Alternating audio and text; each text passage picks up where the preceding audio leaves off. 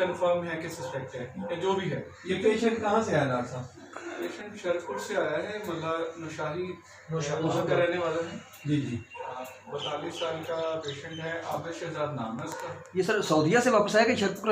सऊदीया से वापस आया है, ये 10 तारीख को रात 10:30-11 बजे ठीक है। सऊदी एयरलाइन पे सफर करके आया ये। ठीक है। तो आप किस वजह से सस्पेक्ट कर रहे हैं कि ये उसको उसका जुकाम वगैरह? उसका गला खराब हुआ 2 दिन बाद, ठीक है, और उसको सांस में दुश्वारी हुई थी। 3 दिन तक कहता है ज़्यादा हालत ख़राब थी, लेकिन कहता 2 दिन से मैं बेहतर हूँ। वाइटली वो स्टेबल है, ख़तरे से बाहर है, लेकिन वो कहता है कि मैंने मुआयने के लिए, मैंने ज़रूरी समझा कि मुआयने के लिए मैं अपना टेस्ट करवा लूँ। उसको अभी आइसोलेट रखेंगे जब तक उसके टेस्ट की रिपोर्ट नहीं आ जाती। अगर उसमें कंफर्म होता है तो फिर उसका पूरा पीरियड जो 2 वीक का है वो हम पूरा करेंगे, जब से लेके तब तक वो आया है। ठीक है, अब तक अगर वो जो है अगर नेगेटिव होता है तो फिर उसके अकॉर्डिंग देखेंगे। ये अभी इनिशियल स्टेज पे ही है ना मरीज?